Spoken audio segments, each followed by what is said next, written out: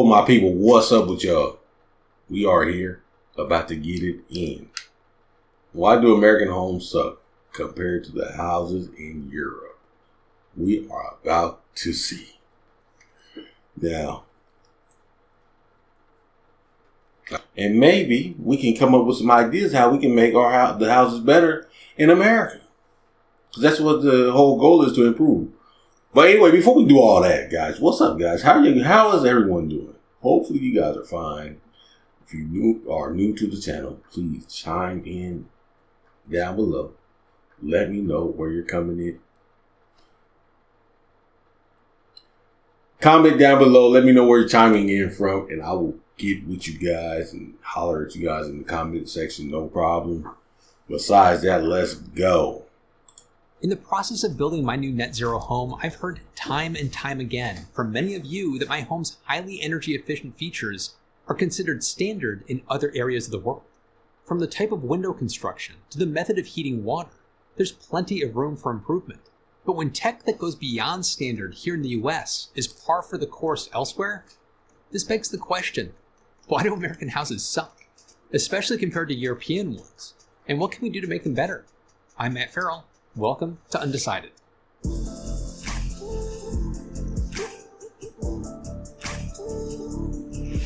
A portion of this video is brought to you by Surfshark, but more on that later.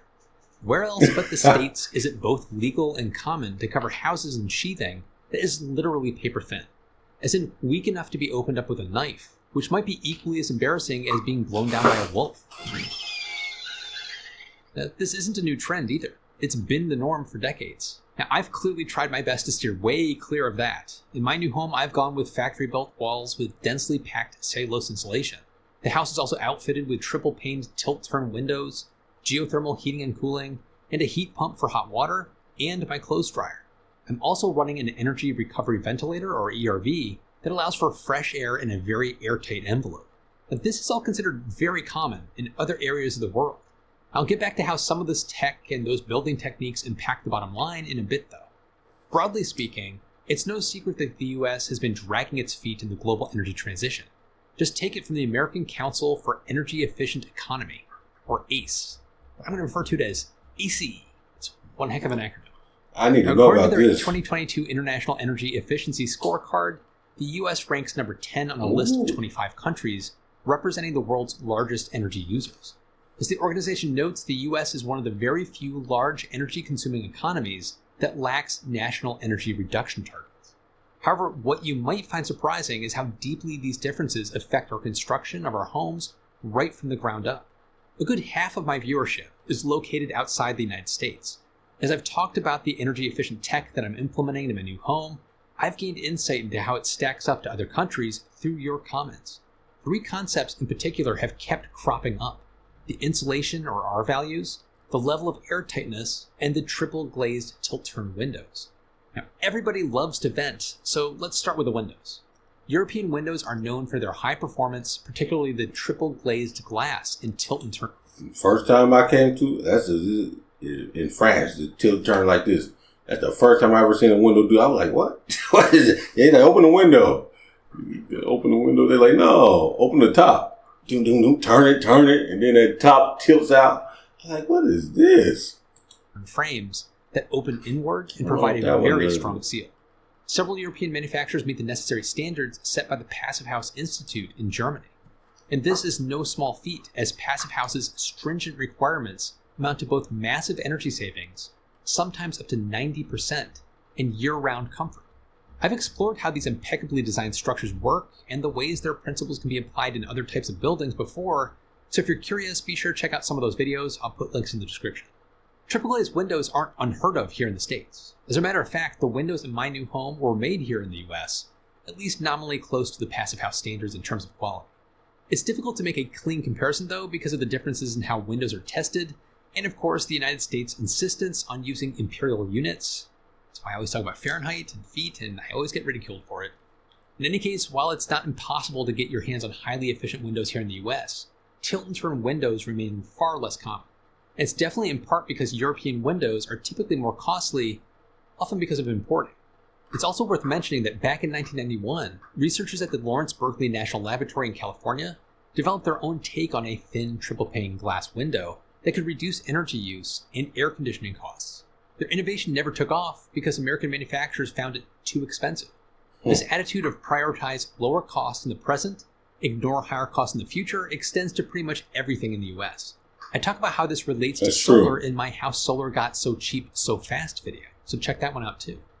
Now for a cushier topic and concept number 2 on my list, insulation. Before we get all warmed up on that topic, there's something else that can help insulate you from dangers online, and that's today's sponsor, Surfshark. Before we start that, isn't that crazy? They rejected it back in, was it the early 90s? Because they said it cost too much to make. But on the back end, you're paying way more in energy. That's crazy. And then they don't want to bring these triple tilt windows because it costs so much to import them. So why don't you just manufacture those in America? We obviously have the money to do so. And it will obviously help the economy and help the environment as well. So, I don't understand sometimes with these decisions. I always recommend using a VPN when using public Wi-Fi, but VPNs can be very useful even when you're at home. A lot of online services use some pretty sophisticated commercial tracking and machine learning to apply. Surfshark offers a 30-day money-back guarantee, so there's no risk to Surfshark and to all of you for supporting the channel. So back to concept number 2, insulation. When it comes to determining how well a building can weather the elements, R values and U values measure thermal resistance and thermal transmittance, respectively. A higher R value means better resistance against heat flow and therefore better insulation. U values are the opposite. It's more like how scores work in golf. You want a lower U value, which measures the time rate of heat flow. Of course, variations in geography mean that we can't make direct comparisons between, say, the entire US and the UK. As shown on this map within the Köppen-Geiger system, the most popular climate classification model, the majority of the UK lies in the Marine West subdivision. With that said, Washington State contains some of the few areas in the US categorized as Marine West climate zones. However, before we can examine how Washington's insulation requirements rank against other countries, we have to acknowledge another caveat complicating our bracket. Spend any amount of time paging through the state energy codes, and things quickly get messy, like really messy. That's because the United States doesn't have a national building code or a national energy code. They're instead handled on a state and even local basis. In fact, the US didn't have a comprehensive set of model construction standards until 1994. That year saw the establishment of the International Code Council, or ICC. The ICC went on to develop the International Building Code, or IBC, which has been adopted at the same level by all 50 states. The IBC updates every 3 years, and its current 2021 version instructs builders and designers to follow the International Energy Conservation Code, or IECC. And I promise that's the last I acronym I'll throw at you for now. But again, the IBC is a model. State and local governments can choose to amend the code or simply do their own thing. This map by the U.S. Department of Energy Building Energy Codes program shows how patchwork-like the efficiency Hold on. I gotta check out my state, Colorado. No statewide code. California. Okay. The energy codes is. Notice that some states are using standards as outdated as pre-2009 IECC, and some have no statewide code at all. Now, going back to Washington as an example, you can see that on this map it represents one of the handful of states with an up-to-date energy code. California. Its requirements for wall insulation still differ from those outlined by the IECC guidelines, though. So see those markings on the right-hand margin? Those are all amendments made by the state. When it comes to the insulation based on Washington's IECC-defined climate zones, the Council's code mandates that residential walls have U values in no greater than 0.045 for wood frames or 0.082 for mass walls, which are made of materials like concrete or brick. But according to Washington's state code, as of July 2023, any wall above the ground needs to have a U value equal to or less than 0.056. Meanwhile, across the pond, English building regulations set maximum U values of walls at 0.046 in new buildings and 0.032 in existing ones. This means that even in the case of equivalent climate zone, Washington state codes aren't as strict as English code or the IECC. And for reference, where I live occupies the same climate slot according to the IECC. My walls have an R value of R35. Oh, you're in Washington? He's in Washington? A value of 0.029. That's just slightly over the passive house standard for cool climates of about 0.026. I think that's enough decimals for one video, so we'll move on to air tightness, which thankfully can be expressed in whole numbers, and this is the third concept on my list. In this case, we'll discuss air changes per hour, or ACH, at a pressure of 50 pascals. It's also known as ACH 50. Now this is one way to quantify the rate of air leakage in the building, which is usually measured by conducting what's known as a blower door test. When designing the thermal envelope of a home, you want fewer air changes and therefore a lower ACH. And that's because the draftier a structure is, the less efficient it is. More air leakage means worse performance for ventilation systems and increasing the likelihood of accumulating moisture and increased energy costs. Mold. Plus, it's just plain uncomfortable. So what do building codes have to say about air tightness? Well, here's the maximum ACH 50 values as defined by the 2021 IECC, Washington State, and Canada. Then there's the US Department of Energy standards for a Zero Energy Ready Home, or ZERH, which is defined as a high-performance home that is so energy efficient that a renewable energy system could offset most or all of the home's annual energy use. It's what I'm trying to do at my new house. Now, in version 2 of the ZERH requirements for detached single-family homes, ACH values are more stringent than the IECC. But for a building to meet the ultra-efficient criteria that defines a passive house, its air changes per hour must max out at about 0.6. Yep, less than 1. But of course there's more nuance to this, but I'll have to get into that in a separate video. For right now, let's just stick to that 0.6 number. You might be thinking, sure, codes and enforcement of codes can reflect a country's dedication to energy efficiency on paper, but did they actually do anything? It sure seems so. For example, Canada's national model codes didn't include energy efficiency requirements until 2011. Before making that decision, the Canadian Commission on Building and Fire Codes commissioned an analysis of its potential efficacy. The report found that energy codes have the potential to affect up to 81% of energy use in houses and up to 68% of energy use in buildings, amounting not just to an increase in efficiency, but a reduction of greenhouse gas emissions and long-term operational costs. That's important. It's cheaper in the long run. Unfortunately, within the US, it's widely believed that energy efficiency is always a luxury, despite the cost savings of renewables and systems like passive house standards that have demonstrated otherwise. That's a whole topic unto itself, and I think Matt Ressinger of The Build Show said it best on a recent interview on my Still to Be Determined podcast when he referenced a quote from architect Steve Basic. It's not that high-performance homes cost too much. It's that our idea of a fairly priced new home is based on a history of building houses to meet embarrassingly low performance benchmarks. I can speak to why energy efficiency is so worth it myself. According to my home energy rating certificate, I'll be saving approximately $5,891 in energy costs relative to the average home in my area. And that's not including the impact of my solar panels on my energy bill, which are just getting installed and commissioned now as I pull this video together. There's also a correlation between the popularity of passive houses and well-developed comprehensively applied energy code.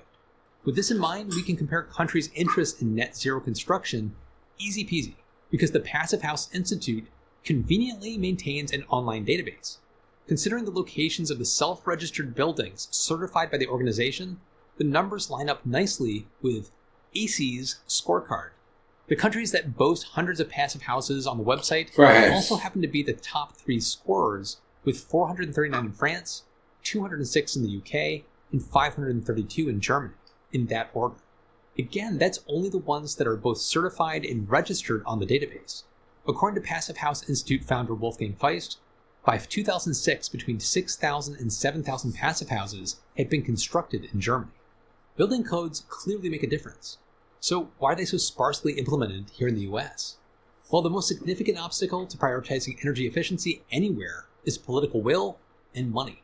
We don't have to look much further than the energy crisis that pervaded the 1970s to understand why. If they can't get no money, they're not going to promote that. The damage caused by the era's oil shocks signify a major turning point in both policy and public perception.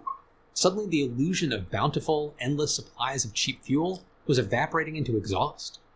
Here's what it was like from Matt's perspective. And I think as Americans, we started really becoming interested in high-performance homes in the 70s because it seemed crazy for us to think about spending money on energy. Decisions like the Nixon administration's focus on establishing diplomatic ties with oil-exporting Saudi Arabia and the Reagan administration's emphasis on defunding and even suppressing investment into renewables have made the U.S.'s priorities at the time very clear. These factors translated into cheaper energy for Americans relative to other places, which has remained stable in the present. You can see in this graph by the International Energy Agency how the percentage of household income spent on energy costs in the U.S. is all the way on the lowest end relative to other major economies. The problem is that with cheap energy came a general disinterest in efficiency. Even now, the U.S. uses significantly more energy at home or on the road than other countries, according to the IEA data. And I agree with Matt on this point. I think this is something that's been kind of embedded in American culture for a long time. The problem happened, though, I think, Matt, in the 80s when gas prices kind of rolled back quite a bit, and we enjoyed a pretty long period of time without a massive increase in gas prices. Our general wages were going up and gas prices were staying kind of flat. That's not what happened in Europe. It was 20 years ago when I visited Europe for the first time as a 20-something, and I couldn't believe that converting the liters to gallons, they were paying like $8 a gallon or $9 a gallon for gas. So it really made sense for me that I saw these small Peugeots and these, Mini Cooper-like cars, because if you're paying $9 for gas, you're going to all of a sudden be a lot more interested in efficiency, whether it's mandated or not. But as the United States scrambled to return to business as usual in the 1970s, France invested in generating its own nuclear power. It now operates one of the largest nuclear programs in the world, with nuclear power plants responsible for generating 68% of France's electricity in 2021. And already in the mid-1980s, the construction of new buildings meant compliance with low energy standards in Sweden and Denmark. Then for you guys that's over here in Europe, now in America, we have the different types of gas that you put in your car. You have unleaded, super unleaded. I think you got the 85, was like a corn-based gas or something like this. What is it? E85, something like this. In France, they have diesel and they have essence. No, I think it is essence. But I think essence is like unleaded. And then diesel is, I don't know what diesel is. That's my question. What is the diesel? Like if you convert it to American gas, which one is that one? It's not the unleaded, because over here, like you have two cars, and you have a car that can take diesel or that can take essence. I think it's another word than essence. I can't think of the name right now. But I'm trying to figure out the two different types of gases that you put in your car that we can call it in America. Research that kicked off the passive house movement began in 1988. The initial prototype house in Germany that still stands and functions today was first occupied in 1991. In the end, there's no better microcosm of the United States' attitude about powering buildings with clean energy than the White House itself. The Carter administration installed solar panels on its roof in 1979. The Reagan administration removed them in 1986, the same year it terminated the solar tax credit. Photovoltaics remained off the house's grounds until the early 2000s. Around the same time in 2002, the Energy Division of the European Commission released the first Energy Performance of Buildings Directive, the EU's first whole building energy standard. Though the directive allows for the member states of the EU to make their own decisions about elements like U values, it established guidelines and guidance for construction of low to zero energy buildings by 2021. Meanwhile, it's 2023 and the US doesn't have a centralized building code, much less a goal. So why do American houses suck? I'll let Ted Benson, founder of Bensonwood, clue you in. We just don't take home building in particular as seriously as other countries do. Okay. And so, the standards that we have in our building codes are just too low. Do you think the U.S. can do better? Are you interested in more energy efficient home? Jump in the comments and let me know. Sure. And be sure to check out my follow-up podcast, Still to be Determined. We'll be discussing some of your feedback. And thanks to all my patrons who get ad-free versions of every video. I'll see you in the next one. For sure. For sure we want better homes. That's what we needed. But the Americans is known for mass production. They want to get everything up with the minimum standards, fast, and in abundance. That's all. They want to turn that money, sell houses. But these houses are not as efficient as they could be. If everyone else adopted these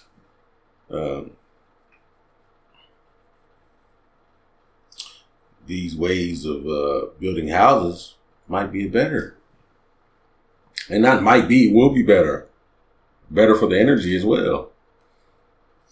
But let me know what you guys thought about the video. It's pretty informative. I know when I want to build a house, I'm going to come check out this guy's channel to learn some stuff because he taught me a lot in this video. But yeah, let me know, guys, and I will see you in the next one.